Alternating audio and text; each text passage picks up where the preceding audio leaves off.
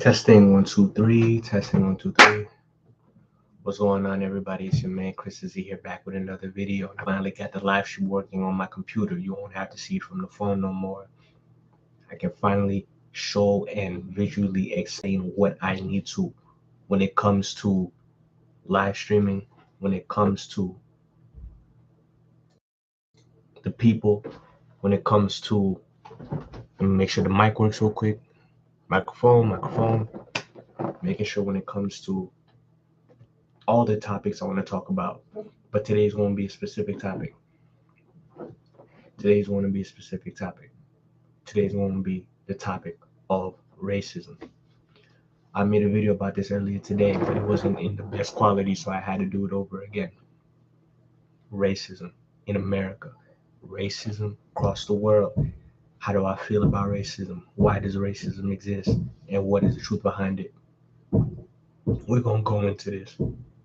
We're going to go into it today. First thing people need to realize is this. If you are of the belief that racism is over, you're wrong. If you are of the belief that the world is getting better, you wouldn't be wrong. But if you believe that the problems of the past just went away and they still don't affect us today, they don't affect you today, either in a positive or negative way, you're wrong. You're wrong. And I need to understand why people think this way. And how do I go about understanding this? By asking people and interacting with people and reading and doing research outside of what we've been taught and told in schools. Racism is a lie. Racism is still real. It is just not as belligerent, as in your face, as it would lead us to believe it was a couple hundred years ago, as they believed it to be less than a century ago. For example, let me give you a scenario. I'll give you a scenario. Just a couple of weeks ago, in the state of New York, Buffalo, there was a mass killing of African American people, black people, Negroids. That's the race connotation. By a Caucasian man who drove 200 miles. That was a racial attack. And that is not the first of its kind. That is one of countless that has been done against the Negroid race. Racism is still real. Racism is still alive. Some people might not consider that a hate crime. Some people of the Negroid race may not consider that a hate crime, because they will make the claim that that man had psychological problems. But I have to tell you, that is a hate crime. And even though that man did have psychological problems, it was for a fact a hate crime. And hate crimes like this happen all the time across the country. And have been happening for years, since even before slavery. People have been taught in society, taught in the school system, taught across the world, that we as a people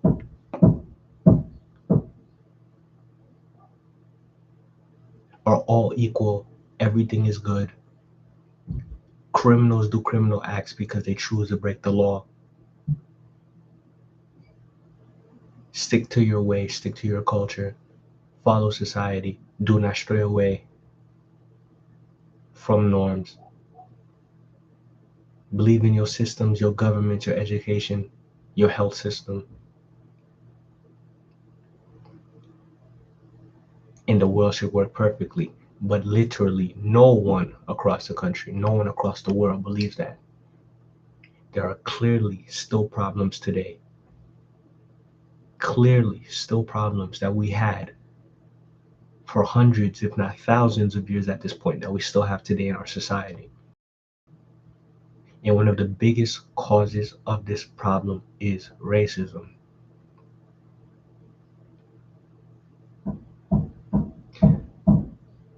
One of the people who were killed in that shooting, for example, was a black man who had a patent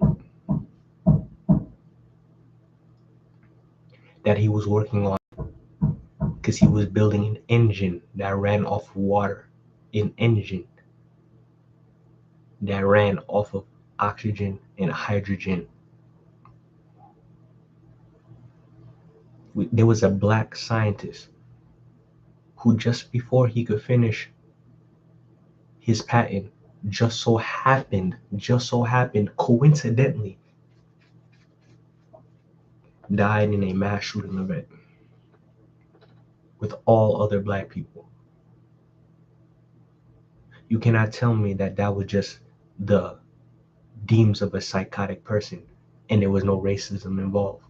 Why would a Caucasian drive out of his way 200 miles to a place predominantly filled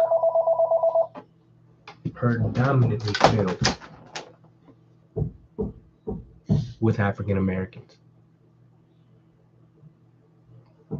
and attack solely them? There's no way in your right mind you can say there was absolutely no racial tension, no racial discrimination in that man's thought process. Mass shootings occur all the time, but there are motives behind attacks. School shootings, for example,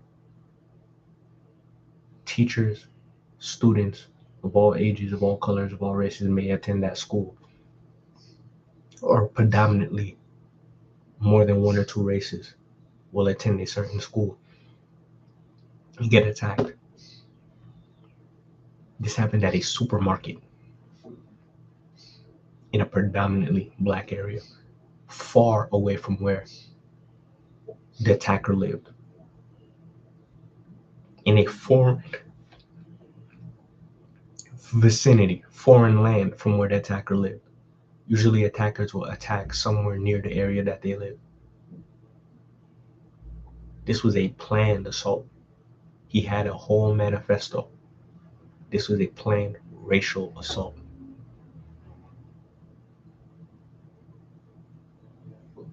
But I do not want to only speak about the violent actions that happened.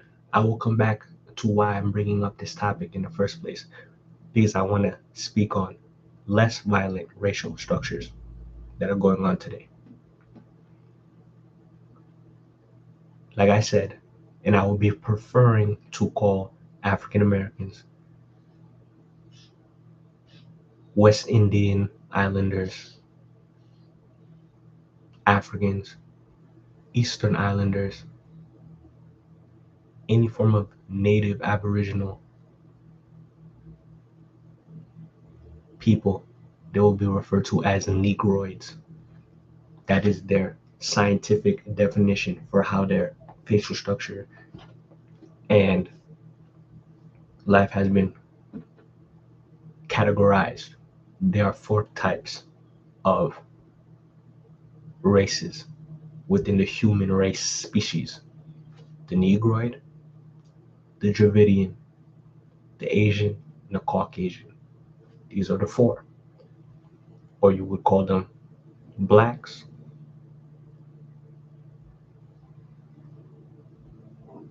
Indians, Arabians, those of those vicinity. Asians just happen to be Asians as well. And Caucasians would be the whites. Every race, culture that we have on this planet is a derivative of one of those four in some way, shape, or form, mixed in between, spread throughout, derivative of those four.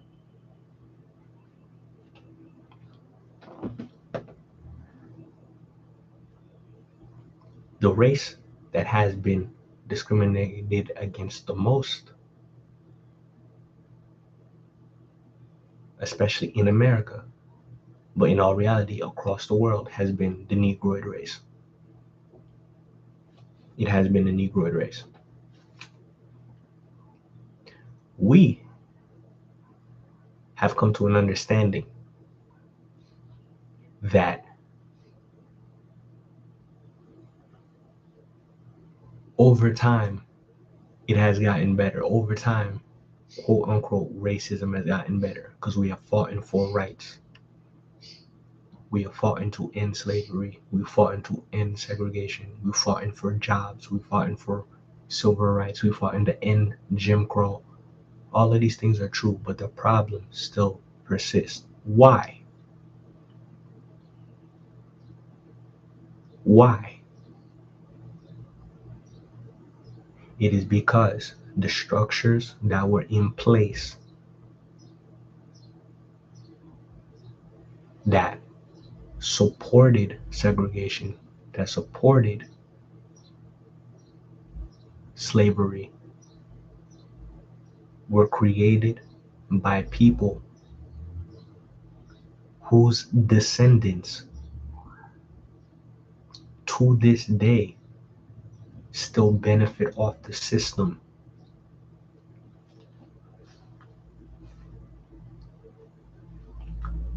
that they made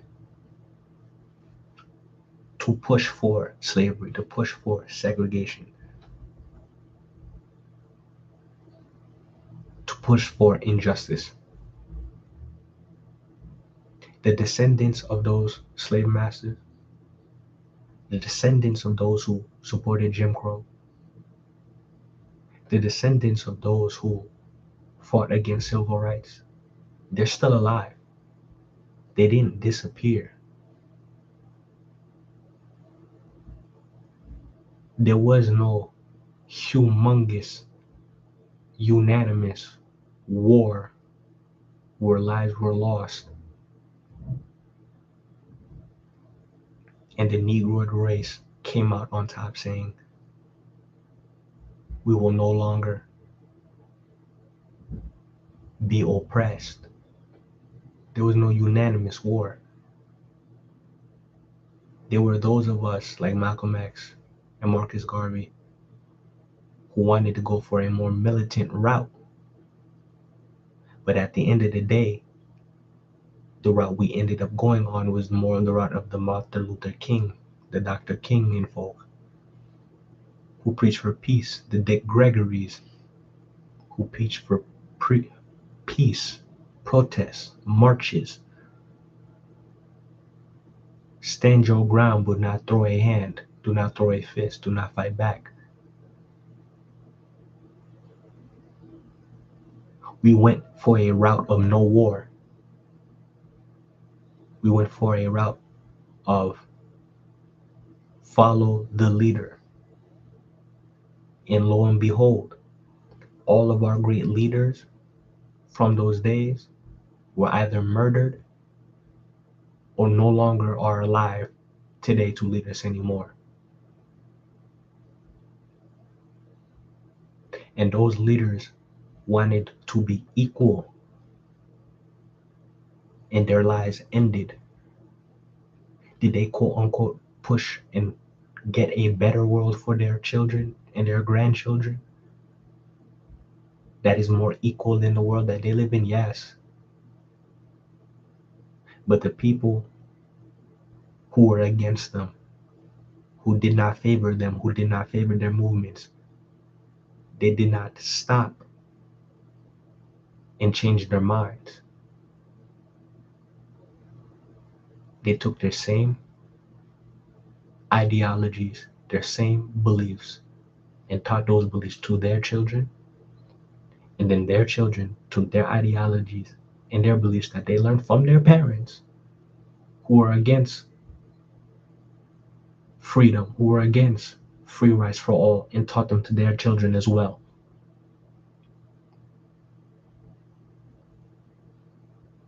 It never left. The mindset theology never left. The original people may be old or dead and gone, but the spirit of it lives on through their children. The trauma and damage is still being kept on through the Negroid race and their children. So what happens? Those who were raised by the oppressors, those who were raised by racist parents and family members, have a cognitive dissonance. They do not understand why the Negroid race, whether they be Asian, Caucasian, Dravidian, they do not understand why the Negroid race are having so many problems, nor do most of them really care, because again, their parents before them did not care, and their parents before them actively were against us.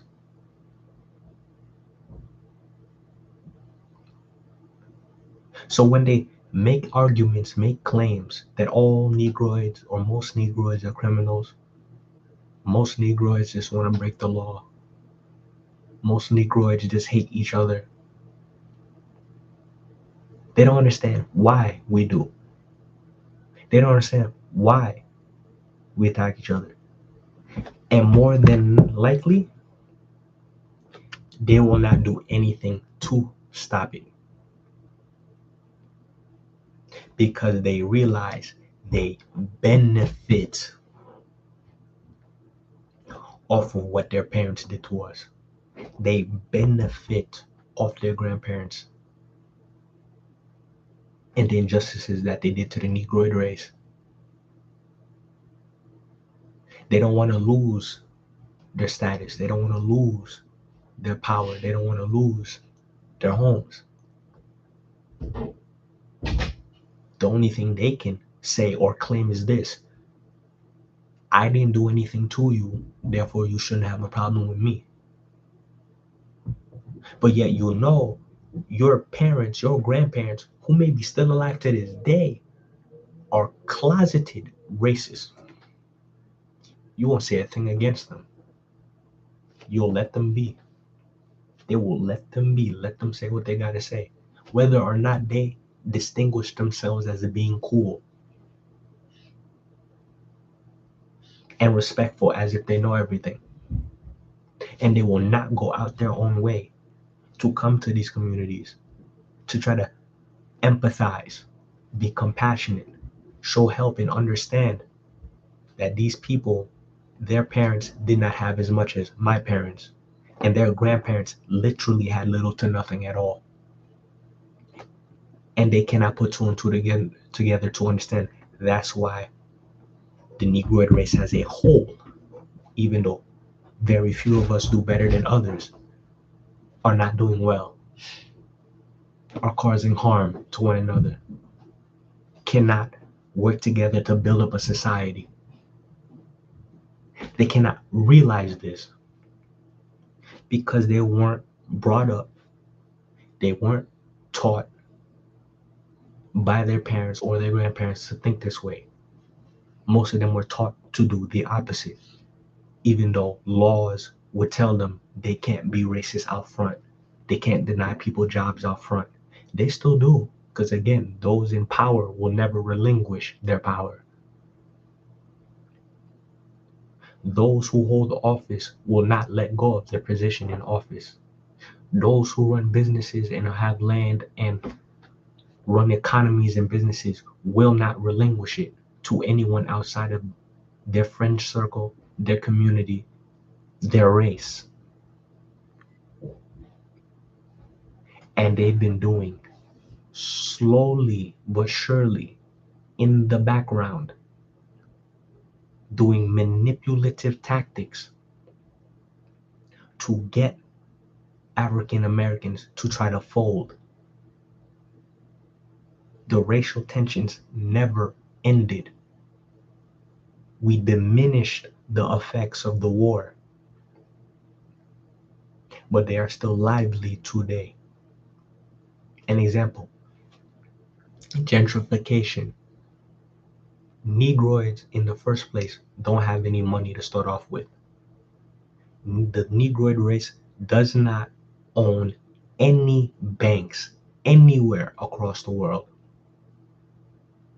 There is not one Negroid bank. You will have Caucasian banks all over the place, Asian banks all over the place. You will even have some of them Spanish and some even Dravidian banks in certain countries. Nowhere, not even in Negroid dominated areas, do we have our own banking system. Because when we tried to establish a banking system, you can search this up if you don't know. The Wall Street bombing, Black Wall Street. When we tried to establish a system for ourselves, they came through and destroyed it. They came through and destroyed it. Again, this is not people who currently live today. Or if these people still do live today, they are old now. But again, they didn't get thrown in prison. And black people, Negroid people, did not retaliate against them.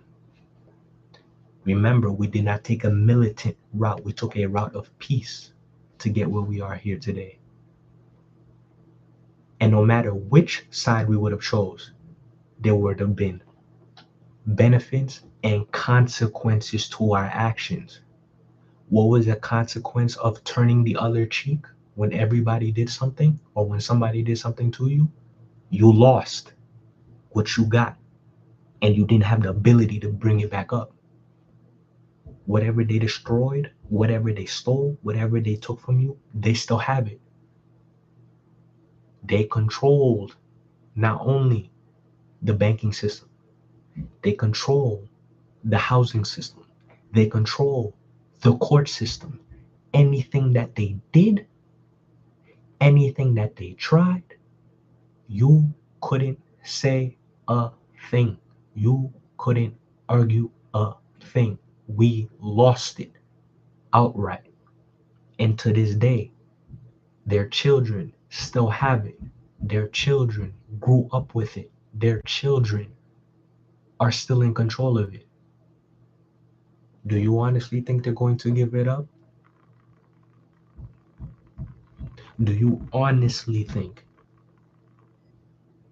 they're going to hear our claims, our factual proof of what their ancestors did to our ancestors, what their grandparents did to our grandparents, and care about that? Obviously not. And I guarantee you, if you were to try at this point, after all this time, to try to go back and take what was once your ancestors, they would consider you in the wrong. And they would have absolutely no problem retaliating on you. So they make claims here and now and today. They make claims here, now, and today. Why don't black people, why don't the Negroid race as a whole just band together, start their own banking systems now, start their own hospital systems now, start their own court systems now? That's because we are still scarred. We are still traumatized. We are still recovering as a species, as a race, from years of mental trauma from slavery passed down through the generations, from years of unfair law systems passed down through the generations, from years of Jim Crow passed down through the generations, years of lynching passed down through the generations, years of unfair housing, unfair prison sentencing, unfair court cases, unfair police treatment, which is still going on actively to this day. I told you, the problems diminished over time on a right in your face level, but they are still, other races are still to this day actively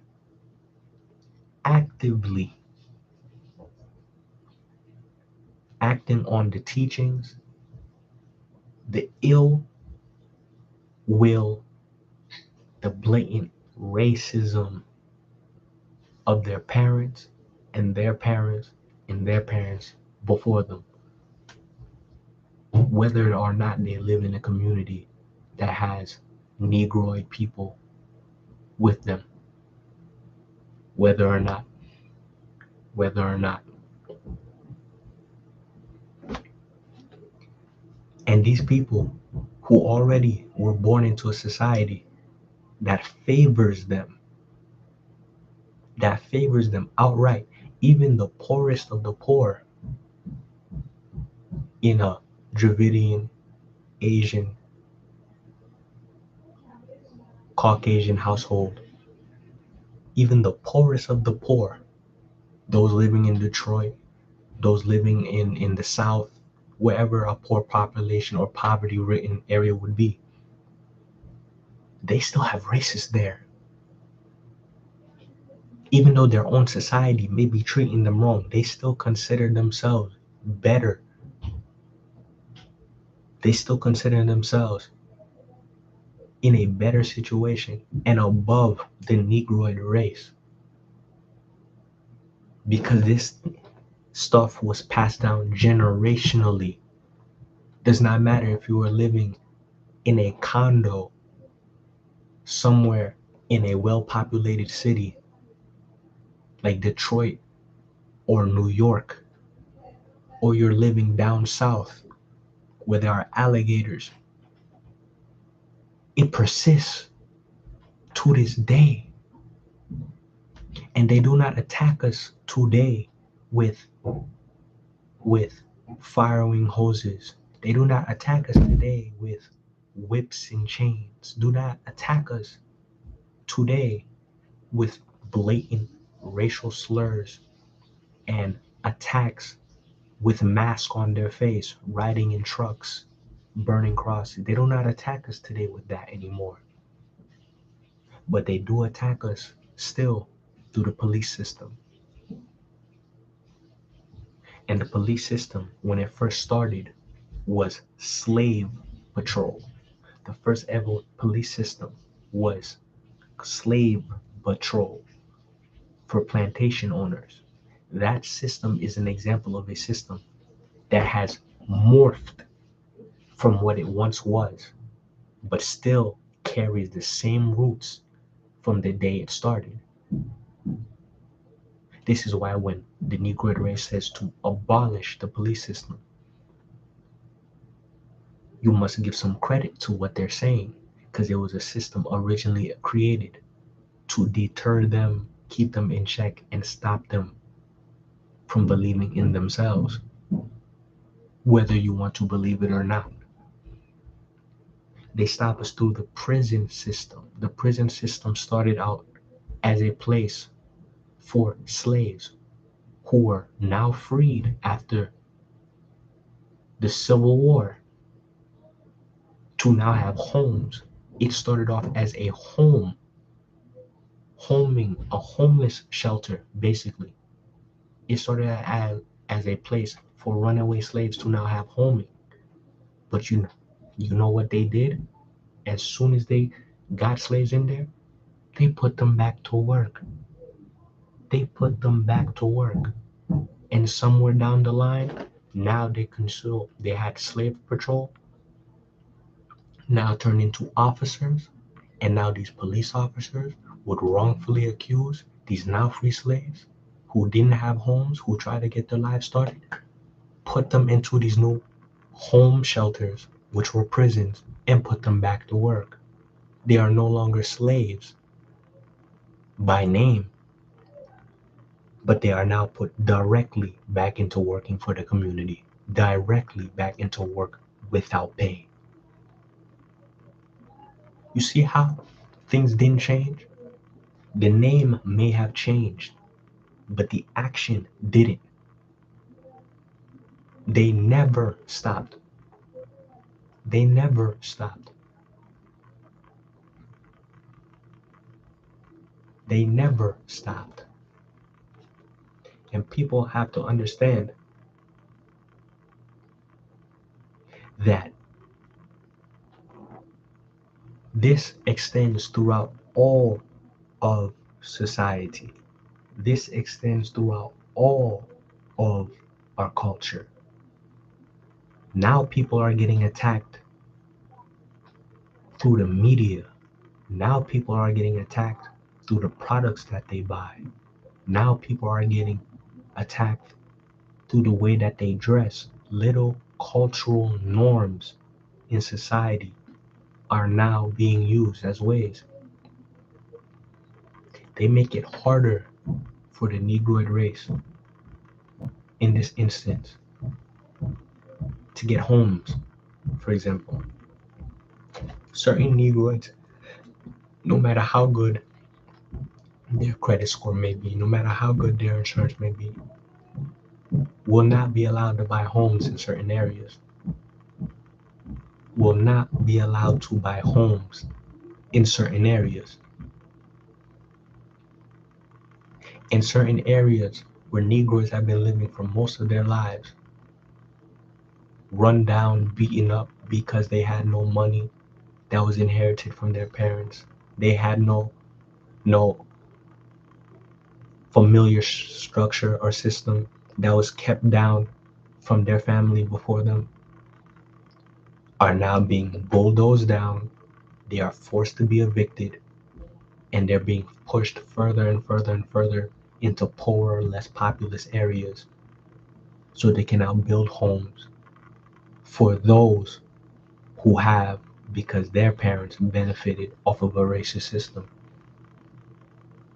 Society has now moved to a point where if you're out of the loop, if you cannot keep up with the game for any reason, we're just going to move you out. We're just going to push you out. They already said, we're not going to give you reparations. We're not going to say sorry. We're not going to do anything really to try to help you or your people or your race do any better than it did before.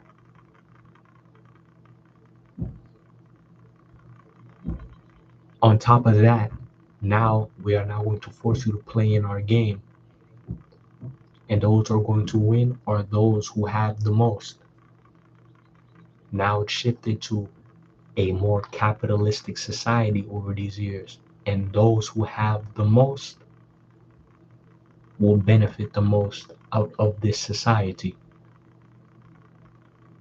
is the name and game of what is happening and what's going on.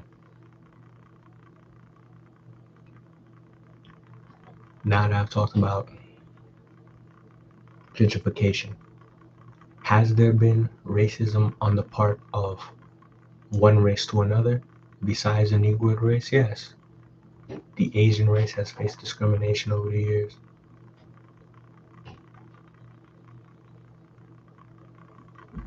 Certain Caucasian groups have faced discrimination over the years.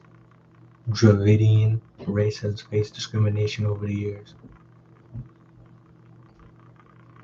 But over time, they all get assimilated, and they're nowhere near as bad, nowhere near as long-lasting of a history of injustice as what has been happening to the Negroid race. And for some reason, every race tends to have a problem with the Negroid race. Now, how does it affect your food? How does it affect these little things like I said? Society and a culture is now pushing that certain hairstyles certain ways of being are more favorable than others.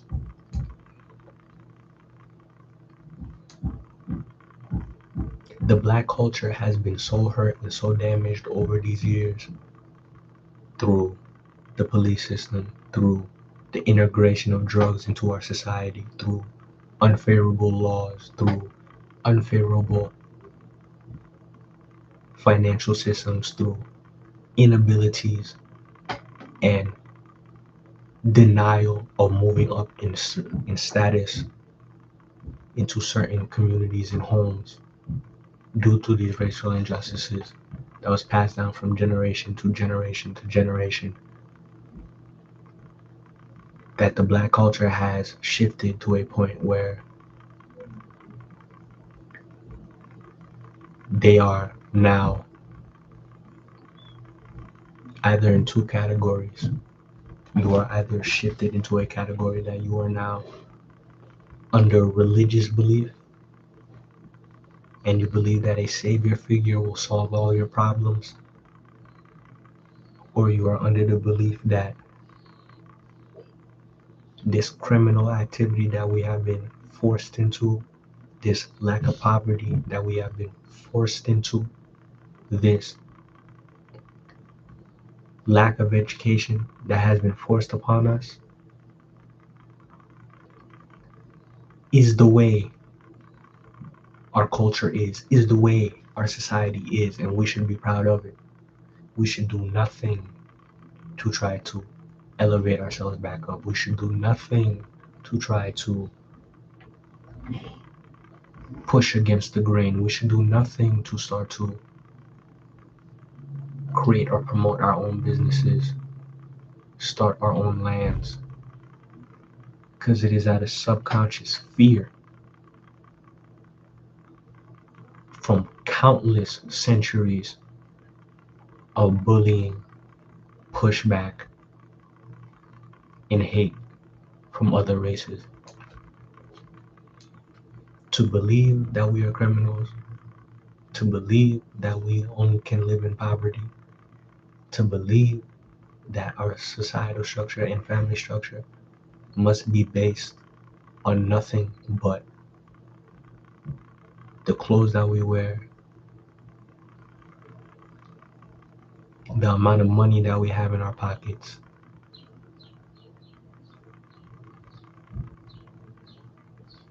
an amount of sexual partners we have attained.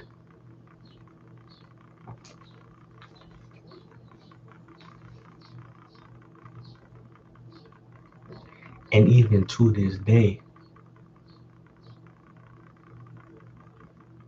the Negroid culture and what we promote is some of the most watched, most listened to, most exploited to this day. They have pushed us to a point of near destruction. They have pushed us into a point of complete submissiveness.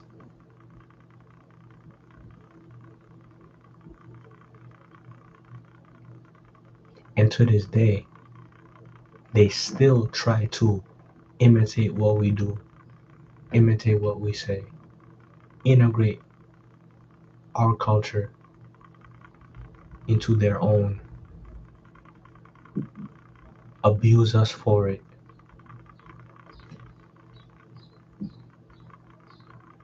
and try to remove us from the equation. But as time and time again we prove and show,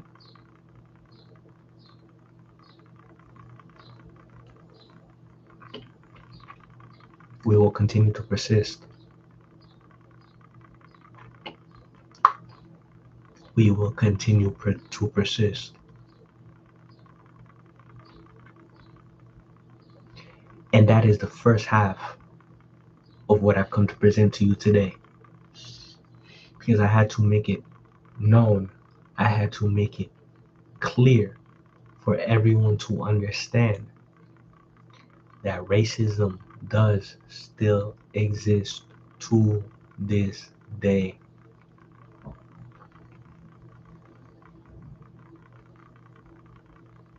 And it has warped the mind of the Negro race to a point where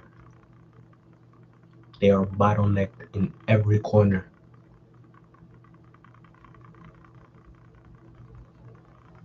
But still, at the end of the day, it is getting better. This is racism not only in America but across the world. It is getting better. More black people now than in the last century are becoming millionaires, are making six figures, are reestablishing their family structure, are integrating with themselves and integrating back into society, are realizing the discrimination that has been continuously acting against us and working towards a better future. And again, we have chosen the route of nonviolence and have decided to beat our oppressors at their own game. And we have decided to take the long route. We have decided to take the long route of outlast the hate, outlast the oppressors, outlast them. Whether it take another generation, 2 generations, 3 generations, 10 generations, there will come a point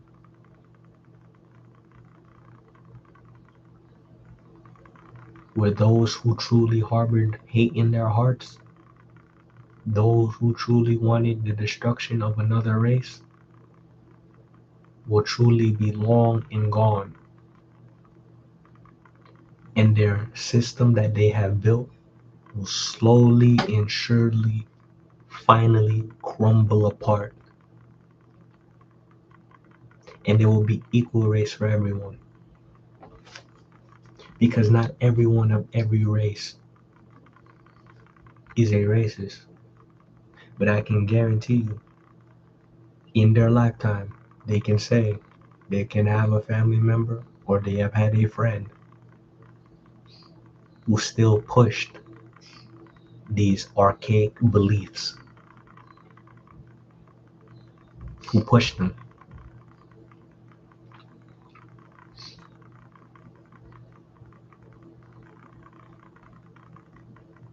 How do I personally feel about racism? I have experienced racism in the form of bullying my entire life. Or better, to be more accurate, a portion of my life.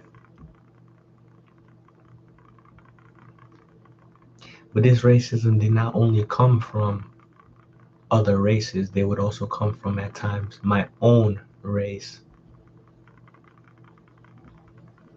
And it would be played off as a joke.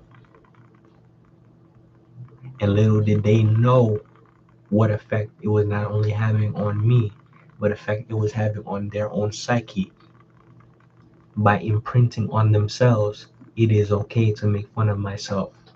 It is okay to dissociate myself from my own kind, from my own race. It is okay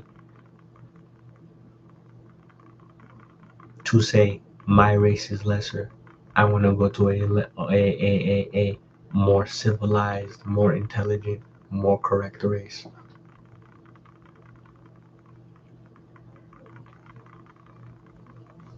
How do I feel about racism? Even after all that I have faced, I'm not racist.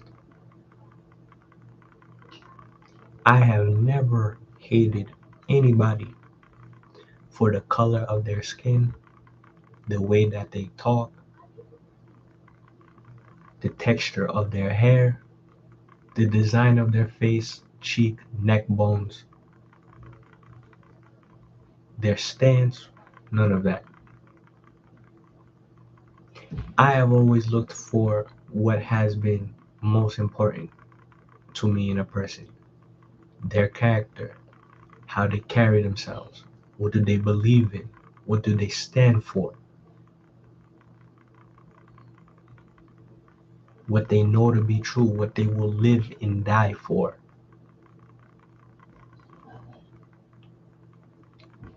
That will pen ultimately be the greatest and most fair way to look at anybody. But at the same time, to walk into a situation and say, I don't understand,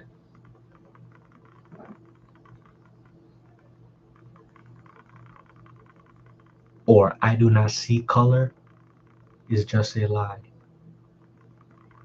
It is coming to accept somebody else for the way that they look, how do they act, how do they stand,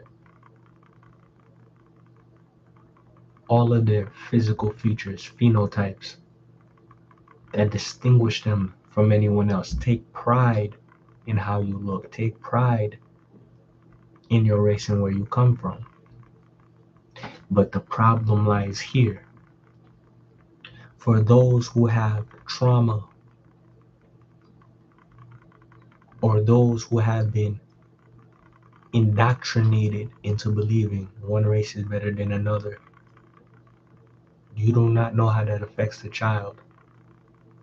Because children, and I'm talking tiny children, anywhere from 0 to 7 years old,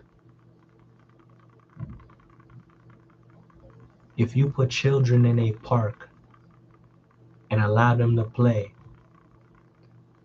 they are not going to talk about one skin color. They are not going to favor playing with one kid over another. They're going to play.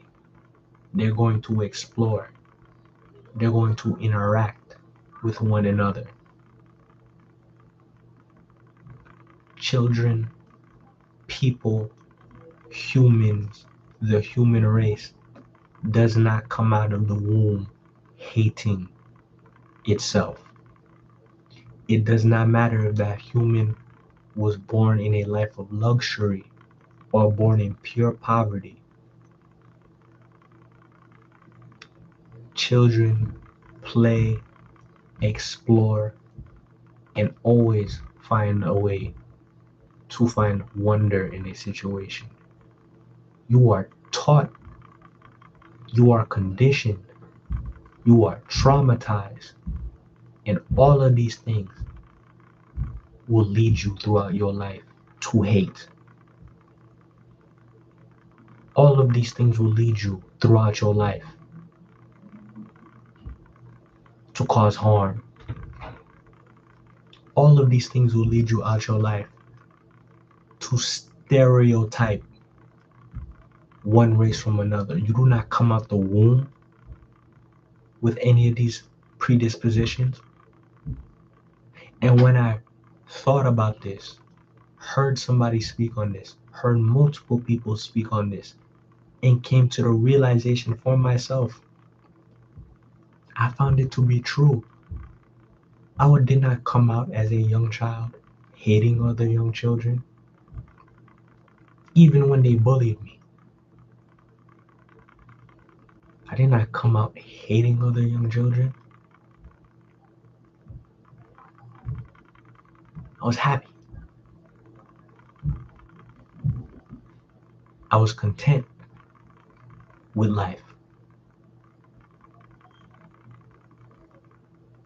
Why should it be any different now? Now you claim to be an adult. Now you claim to have responsibilities. Now you claim to care and have control over your own life. But yet you still choose to hate. You still choose to hold a grudge. Whether or not that happened to you 5 years ago, 10 years ago, 20 years ago,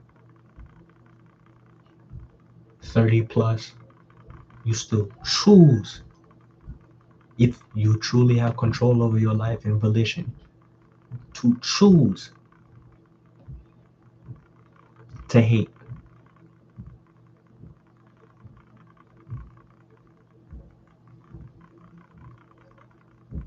and not be happy.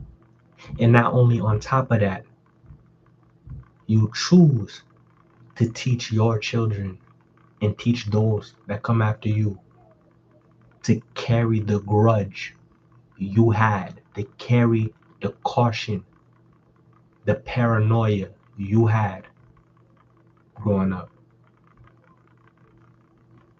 because you refuse to let go.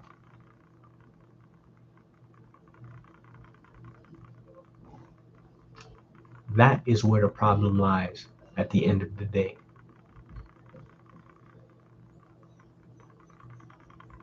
But one thing we all need to come and realize is this: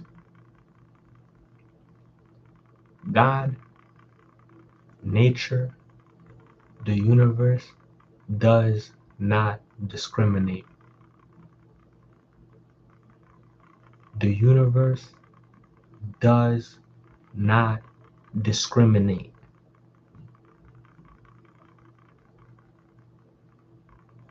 I am an astrologer. Race is determined in astrology by the sign of Sagittarius. Your skin color, the way you come out at birth, the part of you that you cannot change, that was determined for you, that you had no choice in choosing, your race is one of those things. Your parents are another thing. The environment that you grow up is a third thing. These are all things children do not control. Therefore, logically, they choose to not have a problem with anything.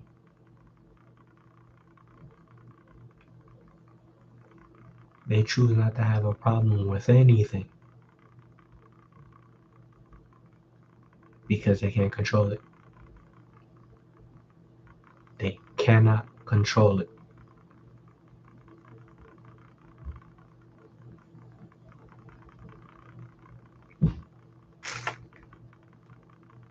And in astrology, the sign of Aquarius is humanity.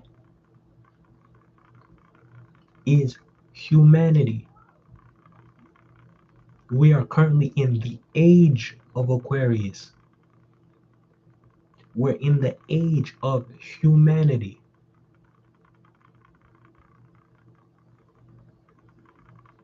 You do not read the chart differently for a Negroid than you do an Asian. You do not read the chart differently for a Dravidian than you do a Caucasian.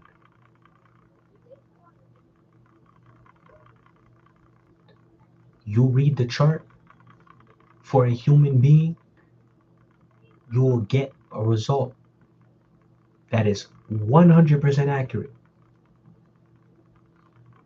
to a human being, depending on what you're reading for and how well you are as an astrologer.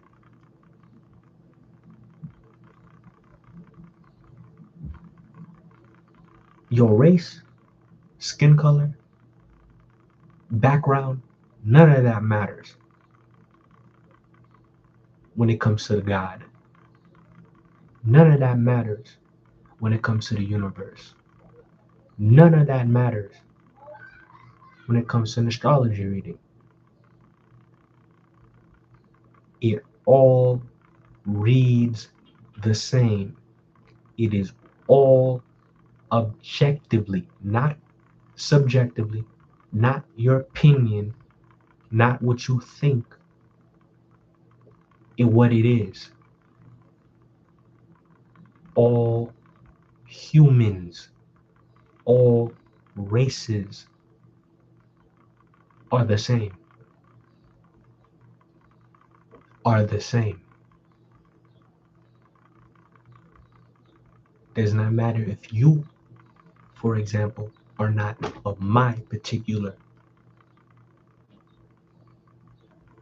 quarter of the four races. The chart reads us all the same. The universe and nature all read us all the same. We're not a different species like that. We're not. No matter what you're trying to claim, no matter what you subjectively try to claim with your anecdotal statements, in the grand scheme of everything, objectively, God says we are the same. The universe, nature, mathematics, the laws of everything says we are the same.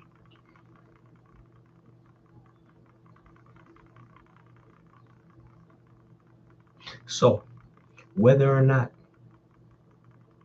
there are races that will favor the downfall of one of their own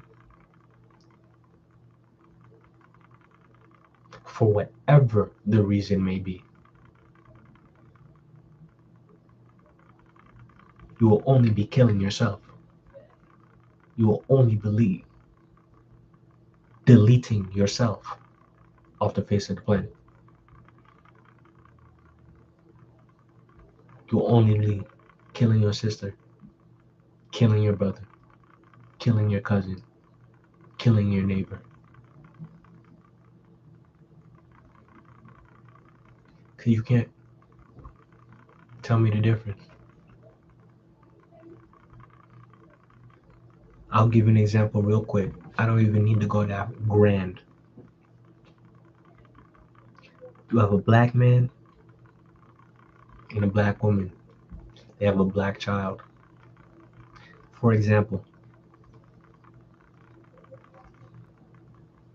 you can make a claim that, for example, a white family, a white community, a fully white society will not claim that child is on their own.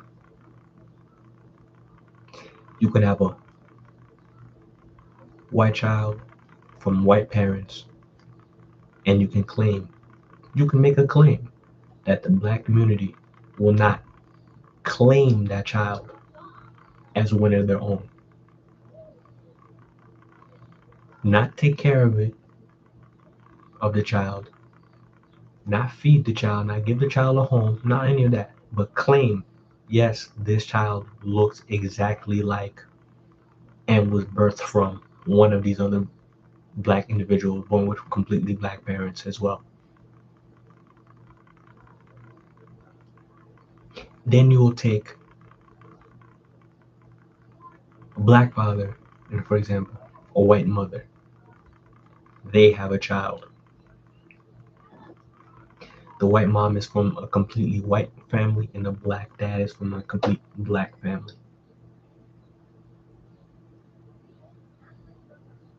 What happens then? When the child comes out, what happens then?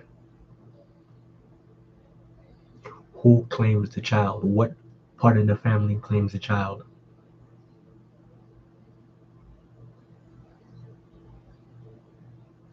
People literally go throughout their lives with psychological trauma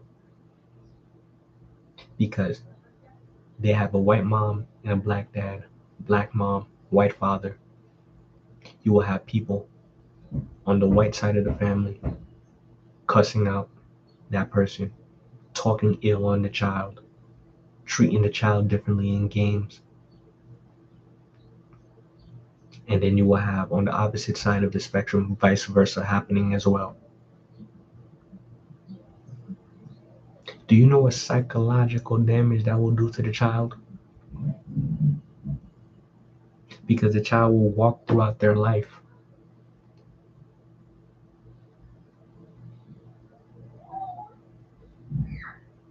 having to pick a side, having to realize not only will their family members on each side of the fence, treat them as if they're one of their own, but treat them more as an outcast. They will now have to treat themselves as an outcast and quote unquote pick what side they want to be a part of.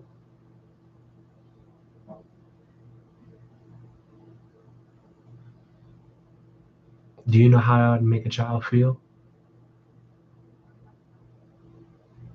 And when that child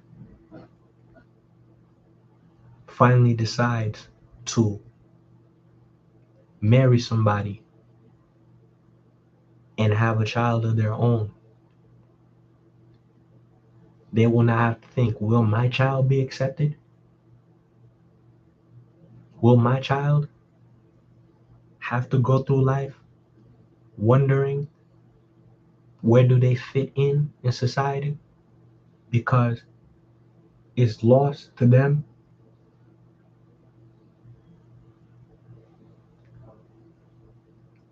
These are questions that people have to ask. Because people would just say the best solution is do not marry outside your race. But how can you say that and also preach for? How could you say that and also preach for equality? How could you preach for equality? How? How could you do that? How could you do that? You can't. You can't.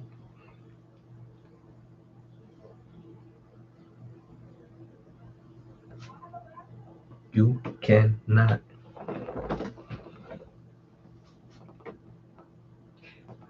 So the next step that society has to take to deal with race is to understand we all are, for a fact, the same race. That's the first thing we need to understand. And then we all must understand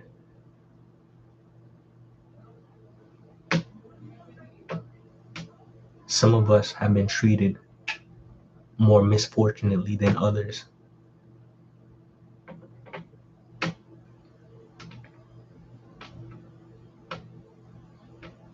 And that we can work together to help one another. Because in an ideal society, in a society that we could look at maybe 100, maybe 200 years from now, could take even longer. In an ideal society, I'm not saying this is going to happen, but this is how it would have to work. We realize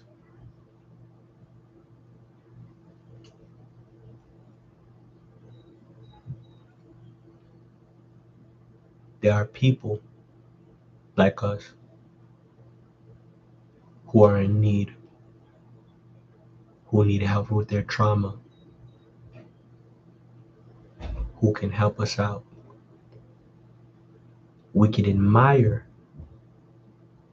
each other for our looks, for our beauty, for our standards,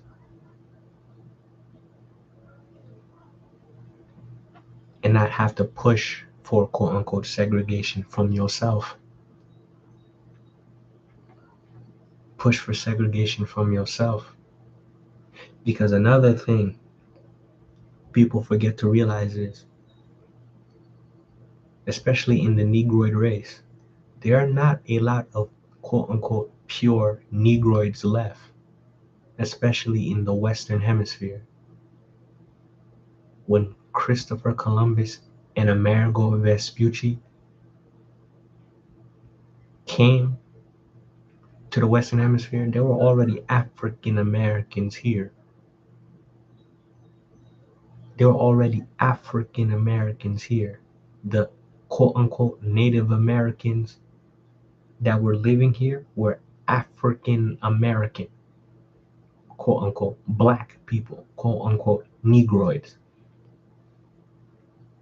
Negroids were here already, conquered, colonized, all the way from the tip of South America, starting with first the Olmec civilization with their pyramid and structure, going all the way up north, even into Canada. African American, or better term, not African American, Negroid Americans is a proper term. Negroid Americans were already here. They were already here. We had Negroid Americans. They were here.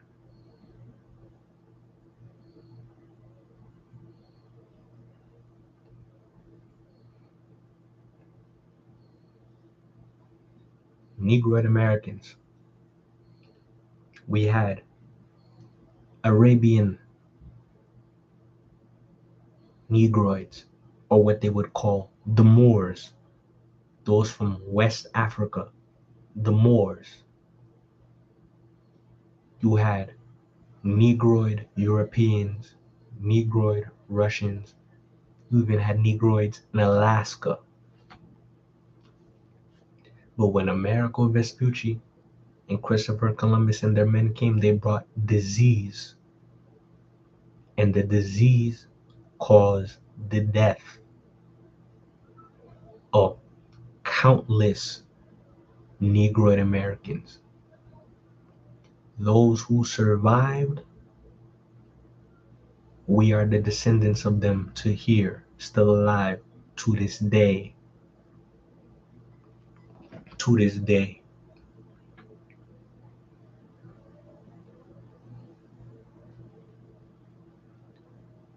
And in an idealistic world, we would currently realize that one, the Negroid race is not mad.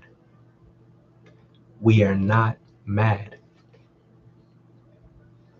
We are not mad at the Dravidian, at the Asian, or even the Caucasian race. We are not mad.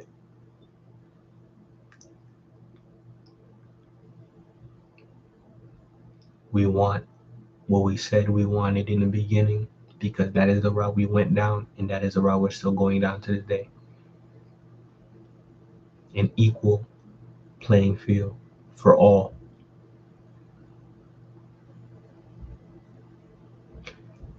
But the only real and true way to get that equal playing field is to abolish, like I said in the beginning, abolish the systems, the cultures, the religious beliefs that we have had for the past couple hundreds to thousands of years. We must abolish all said beliefs and focus on knowledge. What do we know to be true? Knowledge. What do we know to be natural? What do we know to be the cause of nature? We do not need to abandon technology. We do not need to tear down the walls and homes that we have built. We do not need to burn down Capitol buildings and riot throughout society. But we must destroy the mindset. We must destroy the religious beliefs built on lies and cultural norms at said time that was built to favor and benefit a people who are no longer alive. We must get rid of these discriminatory laws, remove from power, and humble those who have had control in their family lineage for hundreds of years at this point.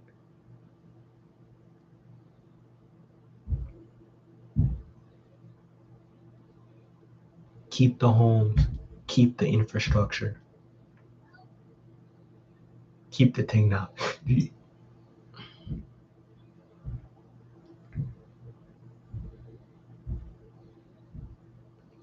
Re-educate the people. Before before I even say re-educate the people, before I even say re-educate the people, I'm going to have to say get the people to understand one another. We must get current Caucasians, get current Asians, get current Dravidians, and even get current day Negroids to understand one another, understand one another's race, understand one another's physical features, understand one another's mindsets, understand one another's problems, get others to understand first. First, you come to understand, then you come to sympathize and help. And after help has been distributed, now you can go back to apathy. Because once understanding has been reached and sympathy has been achieved, now we can go back to a society of apathy. Because those who have decided at this point to hold on to these belief systems that are destructive, harmful, bigoted, outright morally wrong, and decide to keep this structure, these are the people, regardless of their race. These are the people, regardless of their race,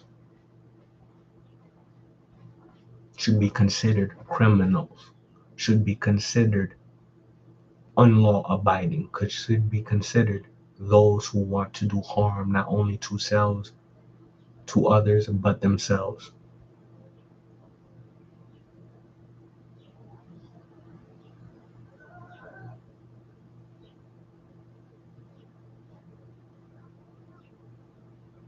Those who have been wrongfully accused for crimes, those who have been wrongfully done wrong, need to be freed. And how do we get to this conclusion? By talking to one another, having a discussion, living in somebody else's shoes for a day. Have the discussion. Don't scream, don't argue, don't put your emotions involved. Don't be afraid to show the anger of being hurt, trying to resolve it. Don't be afraid to do the hard thing and admit you are wrong. Do not be afraid to cry at your disbelief or others mocking of you. We all must come to understand one another. We all must come to understand one another. Then we must sympathize with one another. Go help. How many children in the Negroid community do not have fathers, do not have mothers, do not have nurturing parents to console them when times are tough? How many of us do not have disciplining parents to show us the way, to show us this action will lead you to harm, this action? There is absolutely no problem with letting your child know this is a mistake, this was a wrongful action, this was a harm that I caused onto somebody.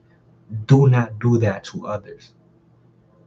That is proper disciplining. This is how you stand. This is how you walk to fix your back problem. This is how you heal injuries. This is how you stay away from harm. This is how you think. Because I, at one point in my life, made this mistake, and I do not want you to make a mistake that will cause the harm to yourself or to others around you. That is how you can discipline your child. Portraying to your child, this race of people, this type of person, this is a type of people that will never accomplish anything.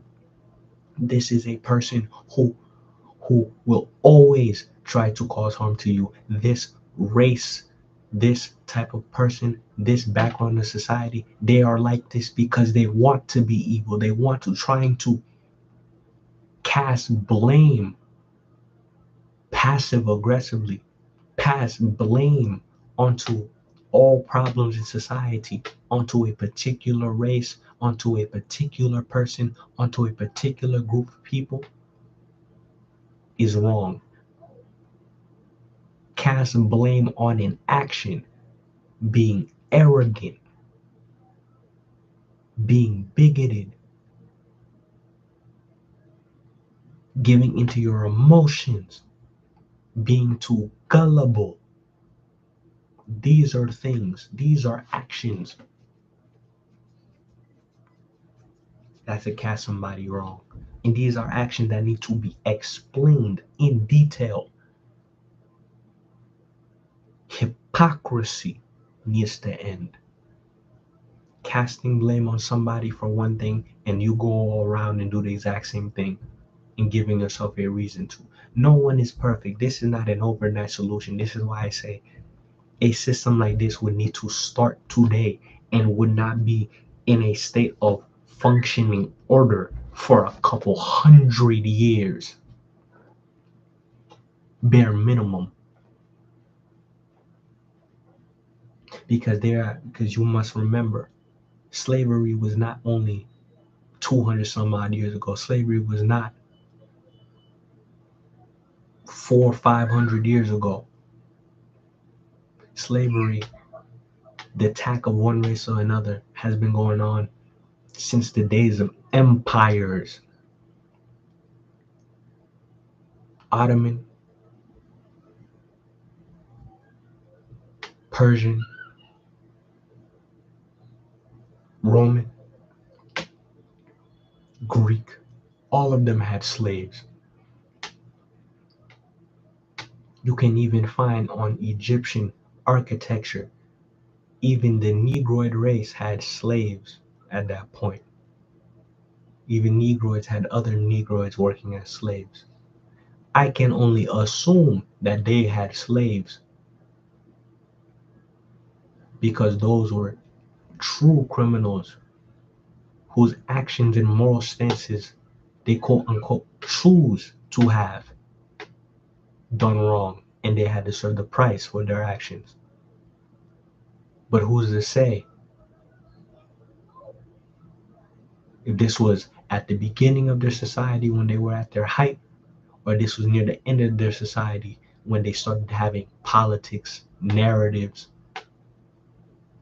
and manipulation tactics that the Greeks, the Franks, and all of those other non-Negroid races learned from them and have been pushing on to this day. This is not a problem that I'm talking about that will be ended in our lifetimes. But if you truly want to see change, even in your own life, this is how it will go. This is how it will start. And this is how it would look like. How many poor, impoverished kids anywhere from 0 to 18 could use a parent, could use someone who cares, could use someone who can go to Disneyland,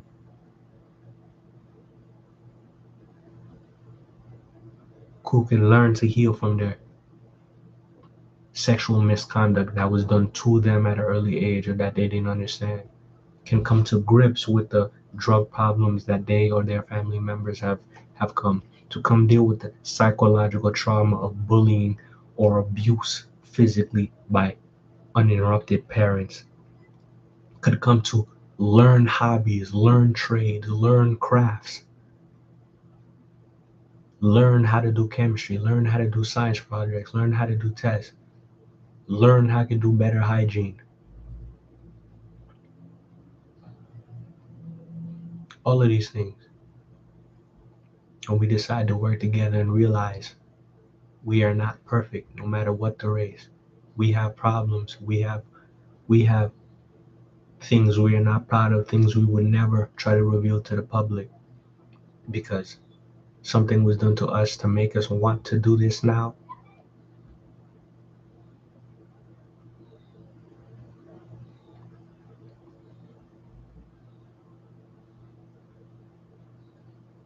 Or we got greedy and lost in our way and not realized that our habits and our actions have consequences due to an influx of power with no one to challenge. Keep in mind, no matter how perfect a system could be, no matter how perfect a system could be,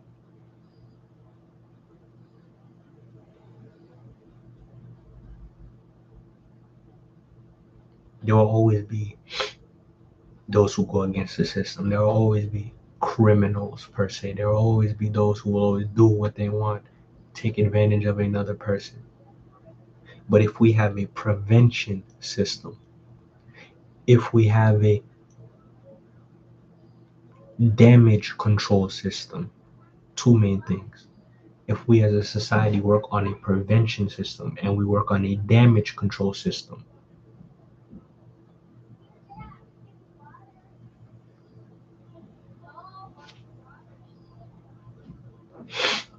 then we can honestly say no matter what happens, we would always be able to do what is right. I am speaking in a more general tone. I am an astrologer and I see life differently now because since I'm coming to the end of this live, since I have been running on for a good portion of time now, for a good portion of time now,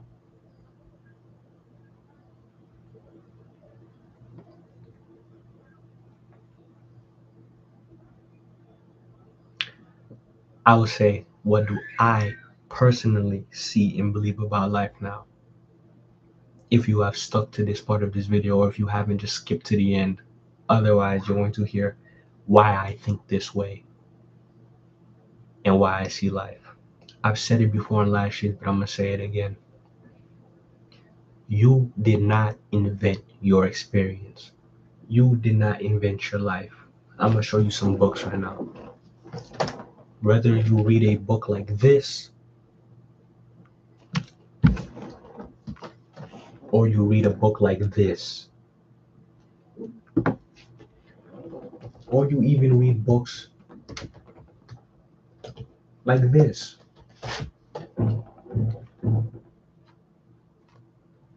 whatever the case may be, religious books, self-help books, personal improvement books,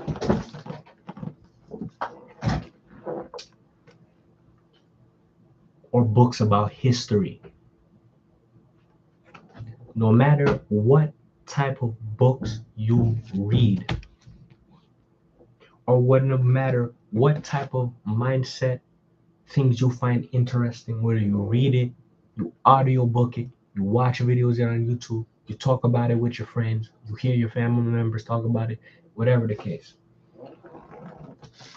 You did not create your experience.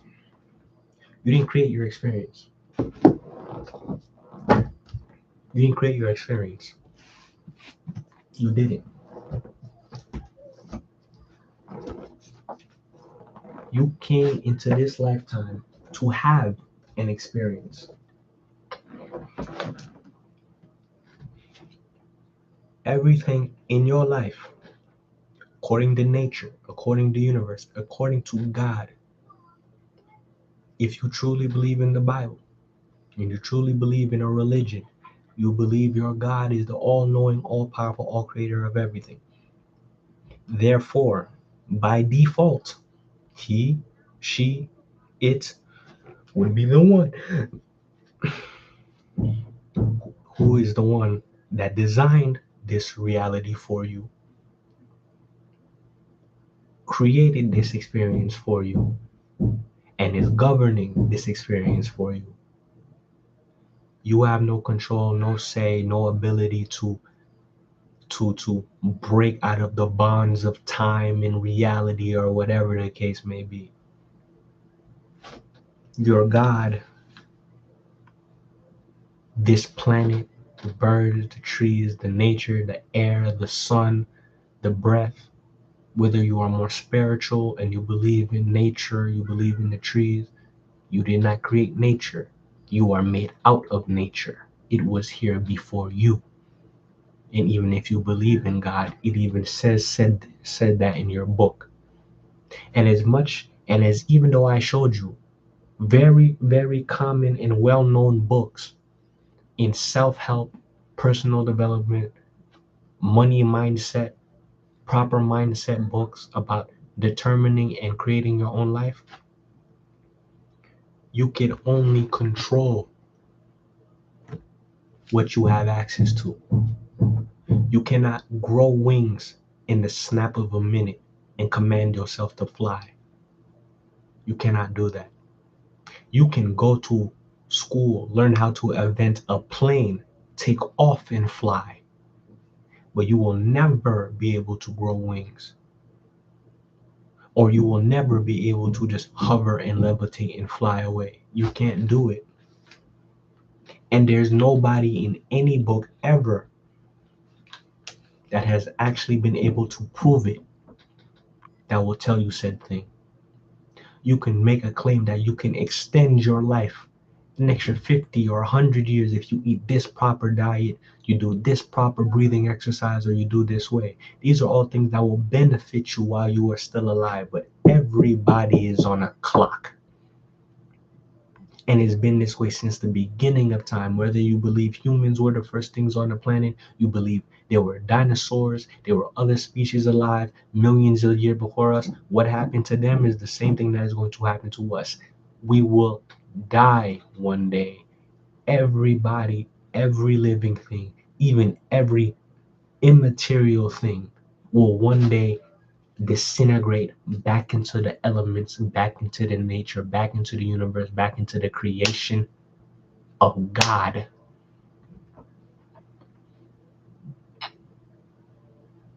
and go back into it.